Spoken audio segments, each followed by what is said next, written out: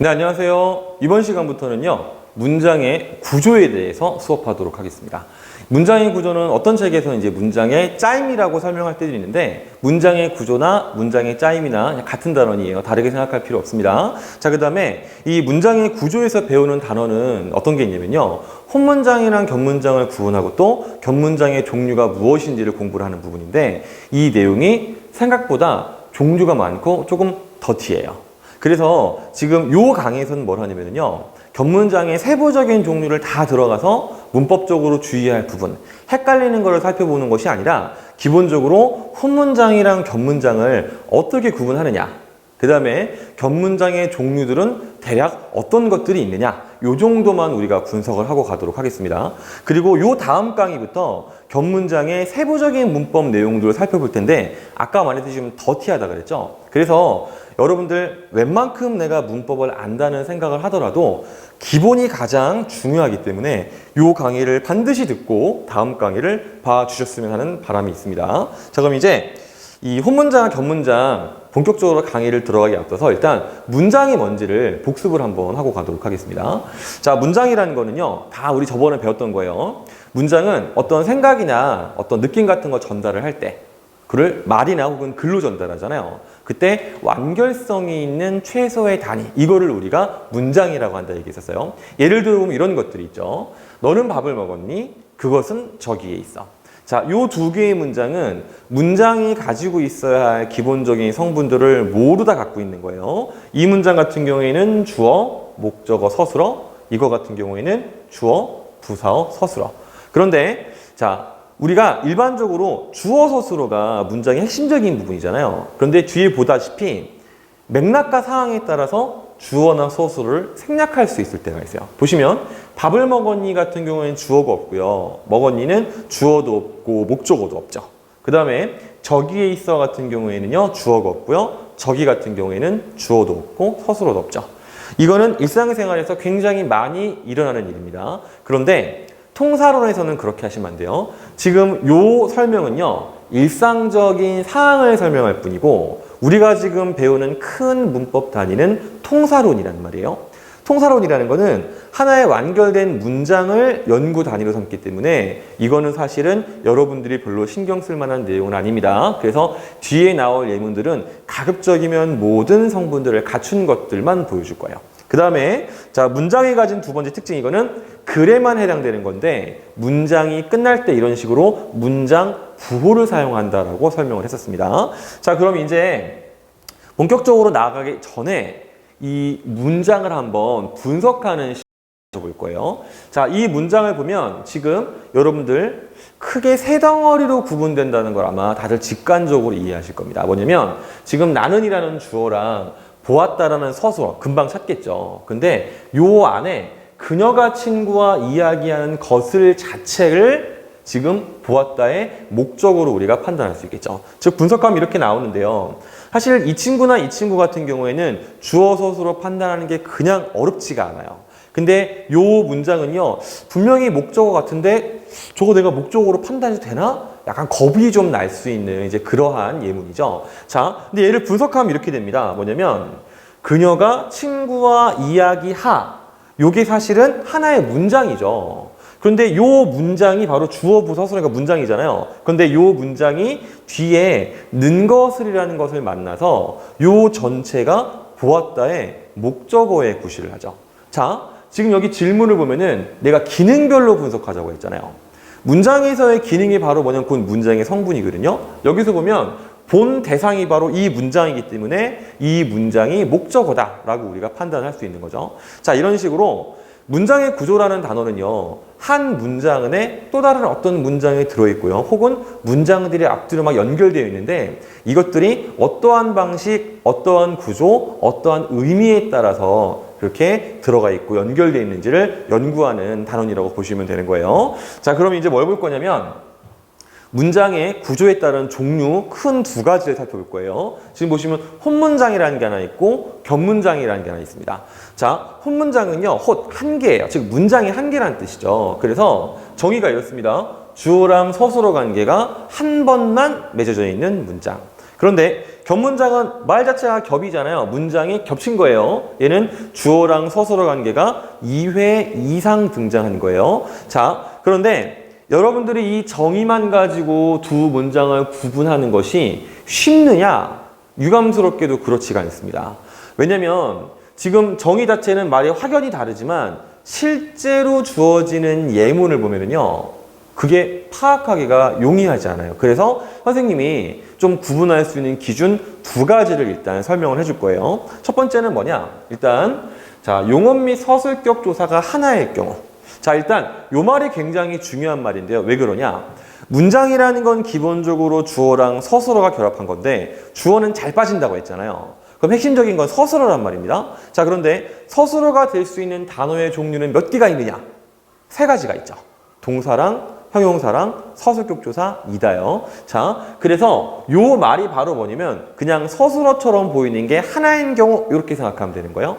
자, 이런 경우에 주어 서술어 관계 횟수를 파악해 보면 그럼 이 친구가 혼문장인지 겹문장인지를 파악할 수 있어요. 첫 번째 예문입니다. 자, 영수와 철수는 학생이래요. 여기서 서술어가 되는 것은 학생이다죠. 서술격 조사 이다가 있으니까. 자, 그런데 여기서 이 서술어가 앞말과 단수의 관계인지 복수의 관계인지를 한번 확인해 보겠습니다. 자, 학생이다를 영수랑 붙여보세요. 영수는 학생이다. 자연스럽죠.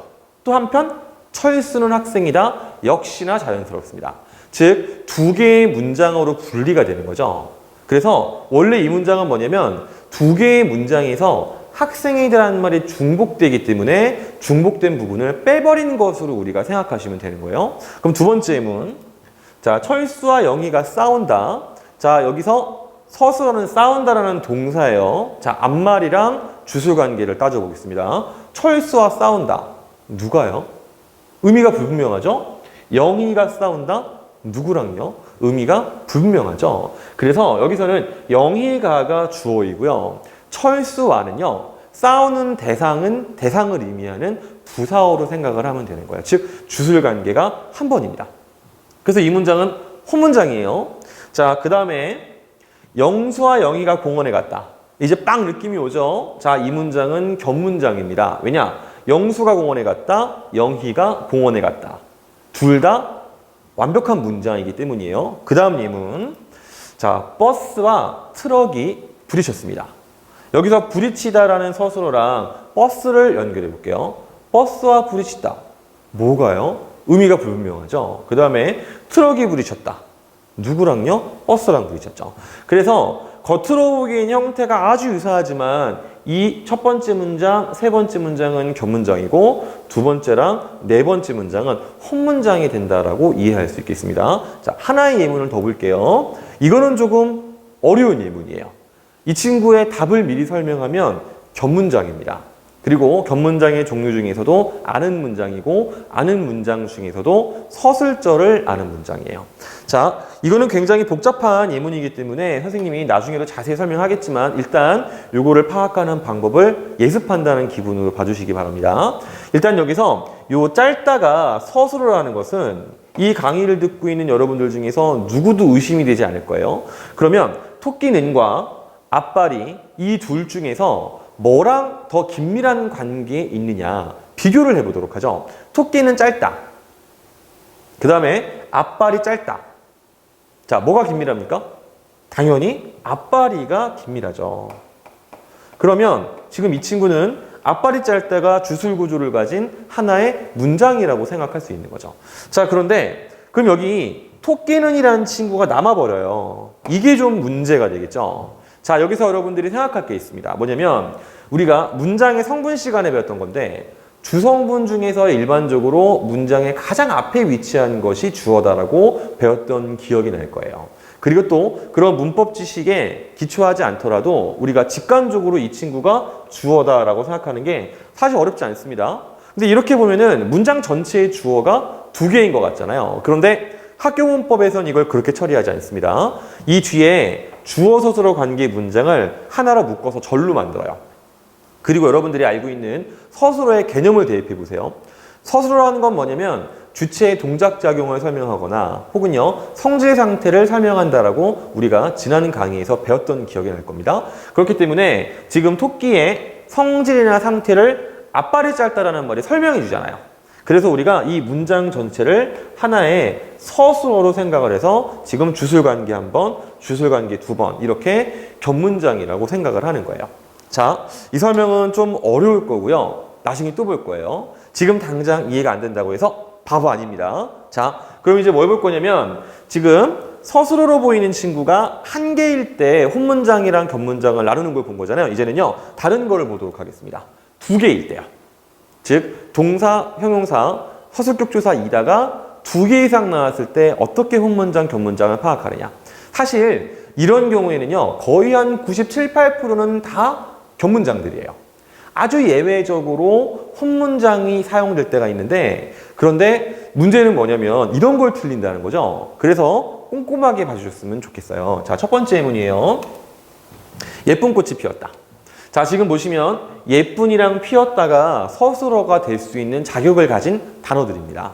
여기서 이 예쁜이라는 말은요 사실 이 앞에요 주어로 보이는 친구가 없어요. 그런데 꽃이 피었다는 꽃이라고 해서 피었다의 주어가 확실히 드러나 있죠. 이런 경우에 착각을 하게 되는 게 뭐냐면 자, 이거는 꽃이라는 주어가 한 번만 나와 있으니까 꽃이 피었다만 문장이야. 그래서 혼문장이야 라고 오해할 수 있다는 거예요. 자, 그런데 주술관계라는 거는요.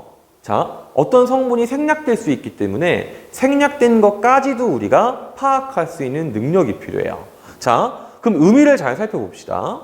꽃이 피었다인데 그럼 어떤 문장이 결합된 것이냐? 자, 꽃이 예쁘다라는 문장이랑 꽃이 피었다가 결합을 하면 이런 문장이 나오겠죠.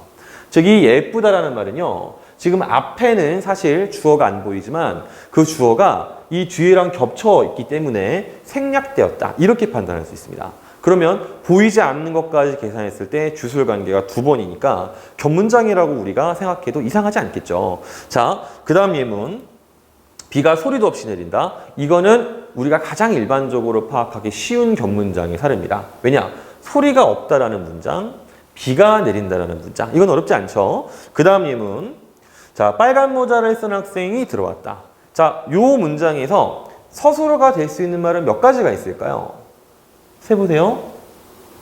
그렇죠. 세 가지가 나옵니다. 자, 첫 번째는 빨갛다예요. 그 다음에는 쓰다. 그 다음에 들어왔다. 자, 이 중에서 여러분들 어렵게 하는 건 이 빨간이라는 말입니다. 그런데 이 빨간이라는 말이 서술성이 있는지를 파악하는 방법은 이거랑 똑같아요. 즉, 얘가 꽃이 예쁘다잖아요. 얘도 보면은 모자가 빨갛다라고 생각하면 되죠. 어색하지 않습니다. 그렇기 때문에 이 빨간이라는 것도 하나의 문장으로 생각을 하시면 돼요. 이 친구는 서술어가 3개 있는 겹문장이에요. 자, 그런데 요 예문을 보면은 확실히 헷갈리기 시작해요. 뭐냐면 지금 새빨간이란 말이랑 거짓말이다란 말 두 개가 서술어처럼 보이거든요. 그런데 왠지 모르게 이 문장은 겹문장으로 해야 되나 혼문장으로 해야 되나 조금 문법적인 혼란이 오는 문장이에요. 자, 그러면 계속 하는 말이에요. 서술성 여부를 따져보라고 했잖아요. 그러면은 이 새빨간을 가지고 문장을 만들어 봅시다. 거짓말이 새빨갛다. 이거 굉장히 어색하죠? 자, 이런 식으로 요 단어는요. 문장으로 구성해서 서술어 역할을 맡겼을 때 그 문장이 되게 어색한 문장이 나옵니다. 그렇기 때문에 위의 예문은 빨간이 서술성이 있는 문장의 역할을 하는 절이지만 이 새빨간 같은 경우에는요. 서술성이 없기 때문에 얘는 절이라고 판단하지 않습니다. 그냥 단순한 관형어예요. 자, 비슷한 예시가 하나 더 있어요. 철수는 지난 여름에 미국에 있었다. 여기서 이 지난은 여름이 지났다라고 했을 때 어색함이 느껴지지 않습니다. 그런데 철수는 지난 일을 잘 기억한다 해서 이 지난은요, 일이 지났다라고 했을 때 좀 어색한 문장이 되죠. 그래서 이 위의 문장은 겹문장이고요. 이 밑에 있는 문장은 혼문장. 위에도 마찬가지 위에 있는 것은 겹문장, 요 문장은 혼문장. 이렇게 이해하시면 되겠습니다. 자, 이렇게 해서 지금 여러분들 뭘 했냐면 혼문장이랑 겹문장을 구분하는 방법을 본 거고 실제로 겹문장들의 종류를 막 살펴보거나 한 건 아니에요. 자, 그럼 이제 다시 돌아와서 문장의 구조에 따른 문장의 종류를 이제 드디어 본격적으로 나눠보겠습니다. 자, 여기서부터는 혼문장은 따로 안 다룰 거예요.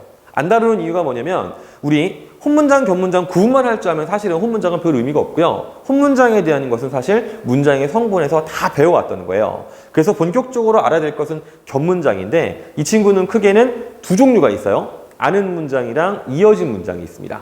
자, 아는 문장의 정의는 다음과 같아요.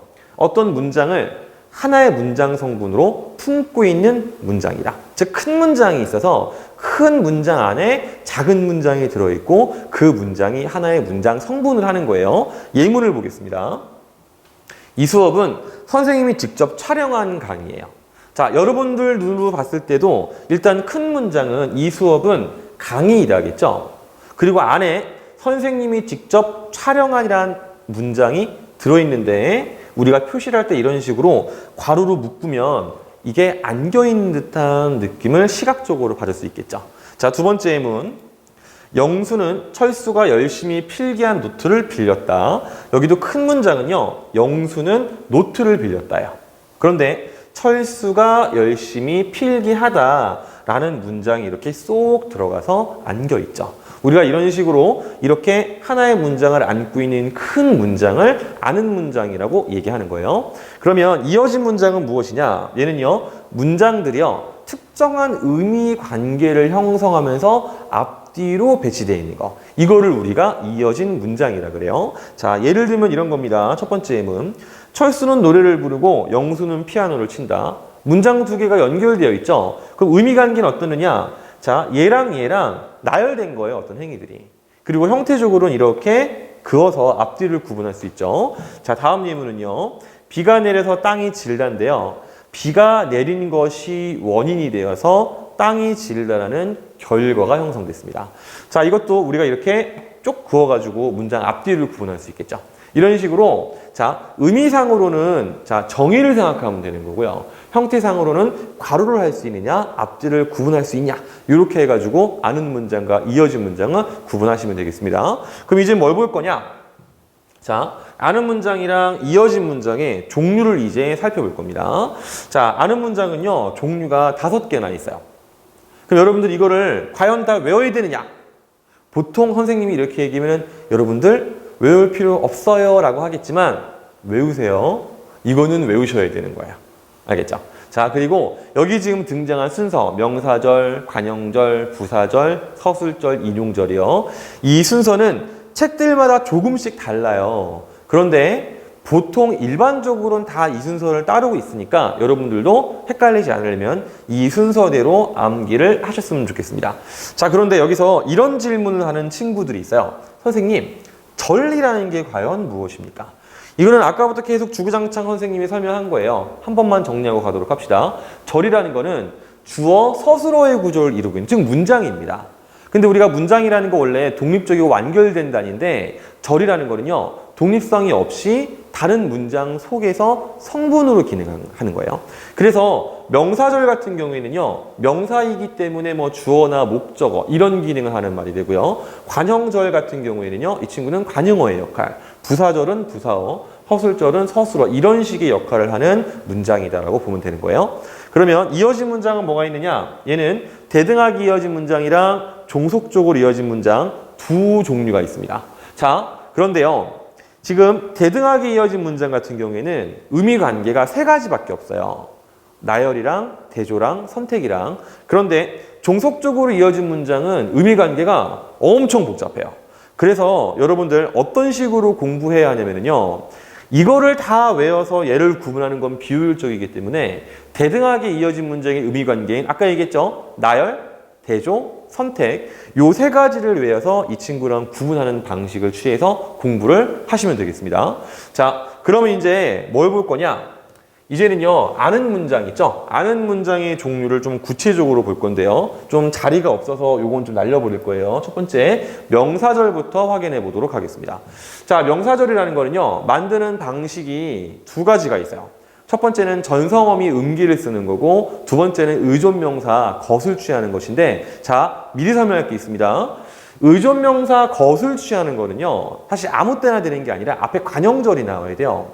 관형절 더하기 것, 이렇게 했을 때 명사절이라고 하는데 사실 이것도 교육과정마다 설명하는 것이 조금 다릅니다.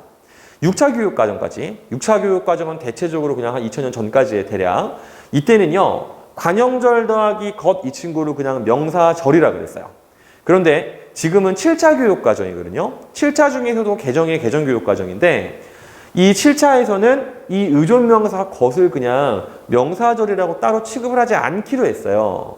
그런데 문제는 뭐냐면 지금까지 최근에 나온 문제들도 마찬가지고요. 혹은 참고서들 혹은 문법 연구 서적들도 아직 이거를 명사절에 포함하는 경우가 많아요. 그래서 여러분들은 머릿속으로 어떻게 생각하냐면요. 정식으로는 기까지만 명사절이에요. 그런데 관형절 뒤에 것이 붙어 있을 때 것까지를 그냥 따져서 명사절이라고 해도 큰 상관은 없다는 겁니다. 알겠죠? 그 다음에 쭉 주의할 게 뭐냐면 이거 전성어미잖아요. 전성어미이기 때문에 얘는 타생전미사랑 다르다 그랬어요. 서술성을 훼손하지 않습니다. 그래서 이 음이랑 기가 붙은 말은 서술어의 역할을 하는 말이라고 기억을 하고 있으셔야 돼요. 그럼 이제 예문이 뭐가 있느냐? 여기 지금 굉장히 보여줄 게 많아서 선생님 빠져야 돼요, 이제. 자, 축하드립니다. 자, 그가 반역행위를 했음이 우리에게 충격을 주었다. 이 예문을 보면은 그가 반역행위를 하다라는 문장인데 여기에 음을 붙임으로 해서 명사인 것처럼 만들어놨어요. 그래서 이 문장 자체가 명사인 것처럼 되어서 이 전체 문장에서 주어 역할을 하고 있다라고 생각할 수 있습니다. 두 번째 예문. 그곳은 공부를 하기에 좋은 장소는 아니다. 자, 보시면 여기는 지금 기를 붙였죠? 공부를 이렇게 내려가면 보일까요, 여러분들? 자, 공부를 하다라는 문장인데 여기 기를 붙였으니까 얘도 명사인 것처럼 된 거죠. 그래서 지금 요 공부를 하기라는 말은요. 전체 문장에서는 마치 뭐처럼 쓰였어요? 부사어처럼 지금 쓰이고 있다는 걸 알 수 있죠. 그 다음에 나는 그가 거짓말을 한 것으로 알고 있었다.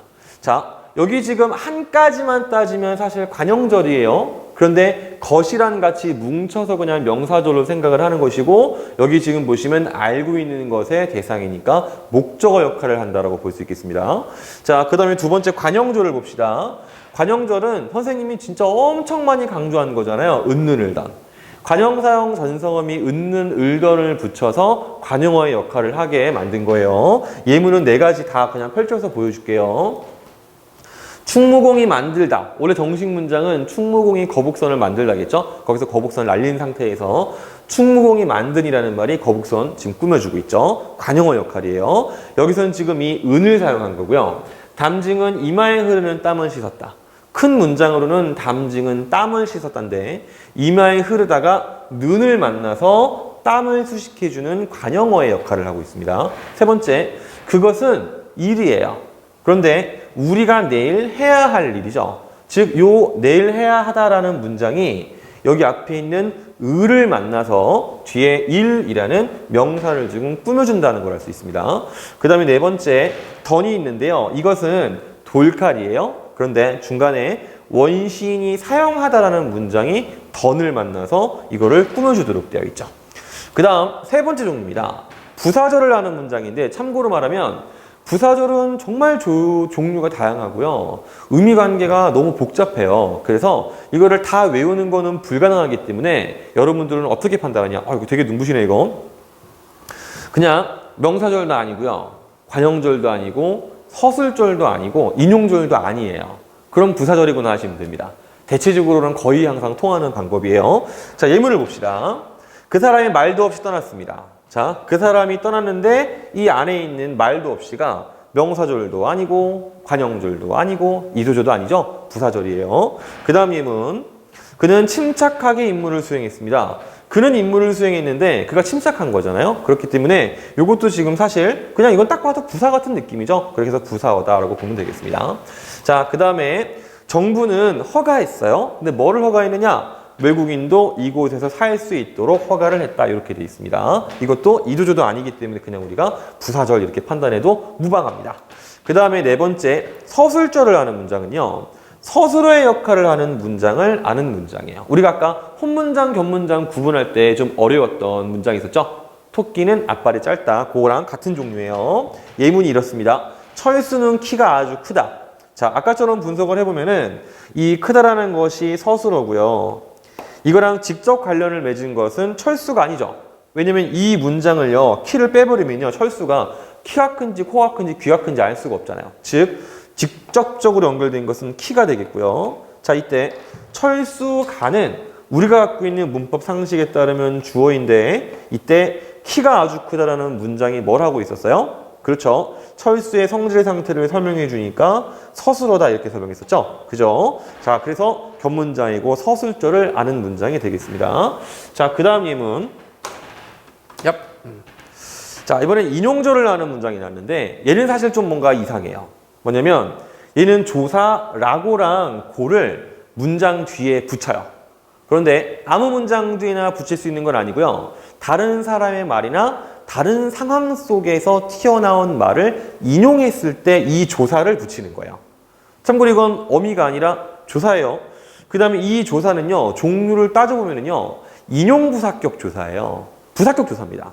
그래서 사실 이 라고나 고가 붙으면 우리가 왠지 부사어라고 해야 될 것 같은데 그런데 그냥 이 문장의 구조에서는 인용절이라는 걸로 따로 취급합니다. 그래서 예문을 보면 순이는 라고 말했는데 이 안에 있는 말이 난 저렇게 많은 별은 처음 봤어 라고 말했고요. 두 번째, 아가씨는 내가 저 별들의 이름을 다 아느냐고 물었다라고 했지, 그지? 자, 여기서도 선생님이 노랗게 해놓은 부분이 다른 사람의 말을 인용한 거예요. 그런데 차이가 있어요.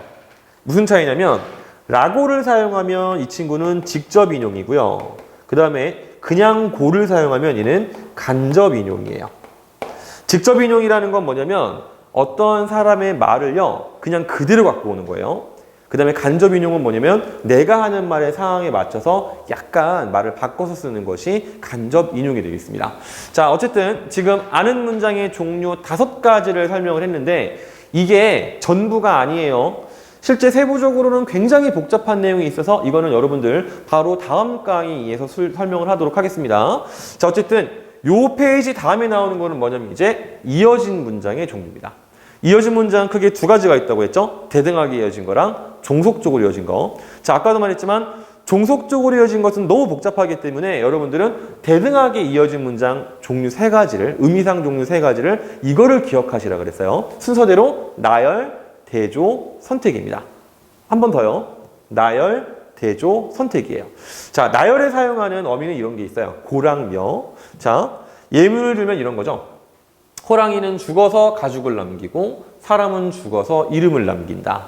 자, 지금 남기는 거 또 남기는 거 나열된 거죠. 이렇게 해서 지금 나열 관계에 대등하게 이어진 문장이고요. 그 다음에 노래를 하며 춤을 췄다. 이것도 그냥 단순하게 나열시킨 거죠. 그 다음에 대조에 사용하는 어미는 나, 지만 이런 것들이 있습니다. 예를 들면 그는 갔으나 그의 예술은 살아있다. 자, 간 거랑 살아있는 거랑 의미상 대조돼 있죠? 그 다음에 두 번째는 몸은 늙었지만 마음은 젊다. 늙었다와 젊다가 2개가 대조돼 있죠. 그 다음에 선택관계에 쓰는 것들은 이런 게 있어요. 든지나 거나가 있습니다. 예문을 보면 집에 가든지 학교에 가든지 해라. 그냥 둘 중에 고르면 되는 거죠. 그 다음에 거나도 마찬가지예요. 무궁화의 색깔은 희거나 붉다.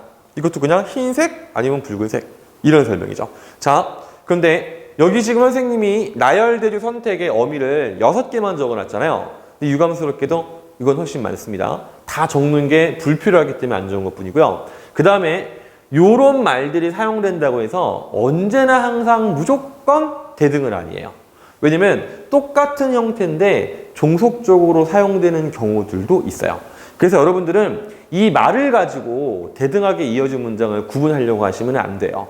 의미로 판단하셔야 돼요. 문장의 앞뒤가 나열인지 대조인지 선택인지. 그리고 얘들은 특징이 있어요. 뭐냐면 앞뒤의 관계가 대등하기 때문에 순서를 슉 하고 바꿔도 의미상 크게 차이가 안 납니다. 하나만 해볼까요? 춤을 추며 노래를 불렀다. 이상하지 않죠? 하나만 더 해볼까요? 마음은 젊지만 몸은 늙었다. 약간 뉘앙스는 바뀔 수 있지만 그렇다고 문장의 원래 의미 자체를 훼손하는 건 아니라는 걸 알 수 있어요. 그러면 이제 두 번째, 종속적으로 이어진 문장은 어떠한 의미 관계냐? 엄청 많다 그랬습니다. 자, 조건, 원인, 이유, 양보, 참고로 여기서 말하는 양보는 여러분들이 알고 있는 양보가 아니에요. 이거 나중에 설명해 줄게요. 뭐 목적, 의도, 뭐 미침, 필연 막 여러 가지 있는데 거듭말하지만 이거 외우려고 하시면 안 돼요. 그냥 얘랑 비교해서 찾으셔야 돼요. 어쨌든 대표적인 예문은 보도록 하겠습니다. 내가 일찍 일어나면 아버지께서 칭찬하신다. 자, 이 예문은 뭐냐면 앞에 있는 이 문장이 뒤에 있는 이 문장의 조건에 해당하죠. 참고로 말하면 항상 앞에 있는 게 종속절이고요. 뒤에 있는 게 주절이라서 앞에가 뒤에 종속되어 있는 거예요. 자, 얘들은 앞에 이 친구랑 특징이 있어요. 뭐냐면 의미상 대등하진 않을 뿐만 아니라 얘가 얘에 종속되어 있기 때문에 순서를 바꿨을 경우에 의미가 어색해지거나 의미가 바뀌거나 비문이 됩니다. 보시면 아버지께서 칭찬하시면 내가 일찍 일어난다. 완전 다른 의미가 됐죠. 자, 다른 예문도 봅시다. 열심히 공부했으므로 합격을 했다. 자, 이것도 열심히 공부한 것이 원인이 되어서 합격했다라는 결과가 나오는 거예요. 그런데 이 친구도 앞말이 뒤에 종속되어 있기 때문에 순서를 바꾸면 이상합니다. 합격을 했으므로 열심히 공부했다. 말이 안 되잖아요. 그죠? 혹은 뭐 상황에 따라 말이 되기도 하겠지만 어쨌든 이 문장 자체로는 도저히 설명이 안 되는 그런 얘기가 나왔죠. 자, 그 다음에 공부를 하러 도서관에 갔다. 이것도요. 공부를 하려는 목적을 가지고 도서관에 갔다. 즉 앞에가 목적의 의미를 담고 있는 종속절이 되겠죠. 이게 순서를 바꾸면 도서관에 가러 공부를 했다. 이거 말이 안 되잖아요. 그죠? 이건 완전 어색해지죠. 자, 이렇게 해서요. 일단 여기까지 우리 혼문장이랑 격문장을 구분하는 방법이랑 그 다음에 격문장 있죠? 이것들이 어떤 식으로 나눠지는지를 간략하게 본 겁니다. 자, 참고로 말하지만 이 뒤에 있는 내용들 여러분들 앞에서 하는 것보다 훨씬 더 자세한 내용들이고요. 그 다음에 사실 선택을 좀 하셔야 돼요. 뭐냐면 뒤에 이제 가르칠 내용들 중에 절반 정도는 고등학교 3학년까지는 알면 좋은 내용들이에요. 그런데 그 중에 일부 어떤 내용들은요. 지금까지 문제에 한 번도 안 나오거나 뭐 모의고사 하는 거 다 통틀어서요. 혹은 학교 문법 자체에서 잘 안 가르치는 내용들도 포함되어 있을 겁니다.